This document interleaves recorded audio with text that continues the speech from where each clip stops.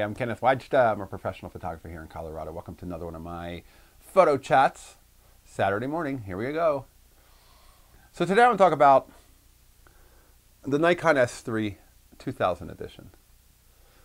I actually bought this for a friend.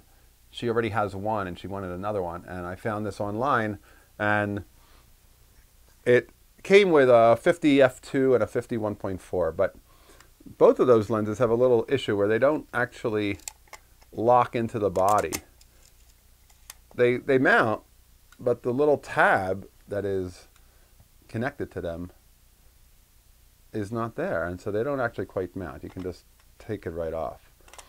Something's a little bit up with these lenses, but if you know that and if you're aware of it, you'll use it and it'll be fine. This is the 51.4 that came with it. She's not getting that. She only wanted the body, and we were able to get the body for $850. $850 for a 2000 Nikon reissue.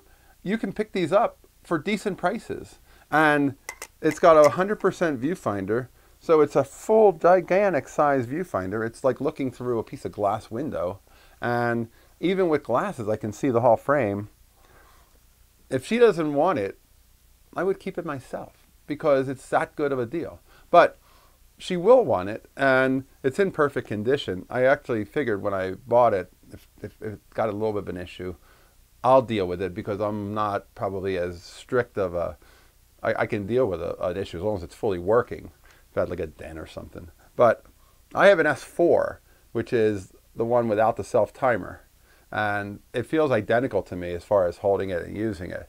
And I don't really need a second body, but these are out there. And if you're looking at Leica and you're looking for M2, M3, and those are astronomical, you just want to try the rangefinder setup up. Try it out.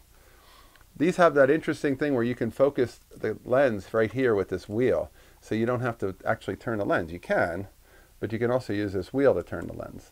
So they based this off of the old Contax cameras when they first made these. And while they were making these in the early to mid 50s, they were also working on getting the Nikon F, the first SLR, professional SLR, ready. Which if you look at the top of a Nikon F, it looks very, very similar, if without the big prism on top. And I think that this is one of the special buys right now in cameras. In fact, if you don't get the 2000 model, they reissued the old S3 from the 50s in the year 2000. The ones with the reissue 50 1.4, they tend to go for close to $2,000. Maybe that's why this one was so low, because it didn't have the lens with it. It had an old 50 1.4. If you're looking at one and you can find one with the new 50 1.4, that's supposed to be a really much better design, a brand new design. It's incredible. She has one of those, so she doesn't need a second body for a wider lens or a long lens, so she won't need this 50 1.4, so I'll hang on to it. But that's the deal. You can always, if you pay $800, $900 for it, if you pay $1,500 with that 50 1.4 and you don't like it, you can always get the money back. These aren't going to go valueless. They're not going to be worth $100 in another 2 years. And if you like it, you've got a camera that you can use as good as a Leica, but it doesn't have the price tag of a Leica.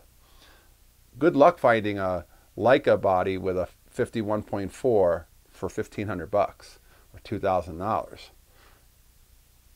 This one with the older 50 1.4, $850. That's a pretty good deal. Those deals are out there. What are you looking at? What are you shooting? Go to Photrio.com. They've got a classified section. Go to rangefinder.com. Go to Fred Miranda. Look around. It's not just eBay. Look on Etsy. Sometimes there are camera stores. I met a camera store down in Orlando called Clem's Camera Shop. It's in a flea market. They have a booth, and he's loaded with cameras, and he sells them on Etsy, or you can walk into the shop. But the point is, there are other places to find deals, and you can find deals. And you can ask a price. You can ask for a lower price. You can suggest a lower price and see if you can get it. $850, S3, 2000, good looking camera. I saw there was a interview with Nick Utt, who I met in the Leica store out in Los Angeles, and he's the photographer who shot Napalm Girl during the Vietnam War. And during his presentation of a presidential medal, he was holding a Nikon S3 or S4 instead of the Leica you would expect him to be holding. So these are out there. People are using them. They're good quality cameras, and lenses were considered the finest. There were many war photographers who were buying Nikon lenses for their Leicas because they were outshining what the Leica lens could do back then. So don't discount the Nikons. They're right up there.